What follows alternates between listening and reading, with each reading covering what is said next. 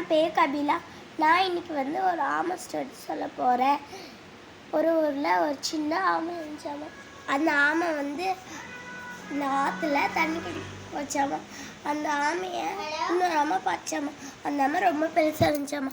அந்த ஆமை வந்து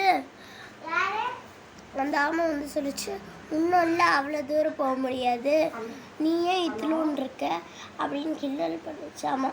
அதுக்கு வந்து எனக்கும் உனக்கும் போட்டு வச்சுக்கலாம் அப்படின்னு அந்த சின்ன ஆமை சொல்லிச்சாமா.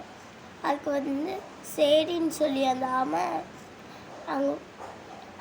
போட்டி வச்சனால அந்த சின்ன ஆமை வேகமாக போச்சாமா. அந்த சின்ன ஆமை ஜெயிச்சனால எப்படி நீ ஜெயிச்சேன்னு அந்த பெரிய ஆமை கிடைச்சாமா. நான் வயசில் தான் சின்னவனாக இருப்பேன், ஆனால் நான் எப்பயுமே ஒருத்தருக்கு உதவி பண்ண நல்லது தானே. ஆனால் எப்பயுமே ஒருத்தவங்களை குறை பேசக்கூடாது. எப்பயுமே ஒருத்தவங்க நீ சின்னவன் நான் பெரியவன் அப்படிலாம் பேசக்கூடாது. தேங்க்யூ guys, அவ்வளோதான்.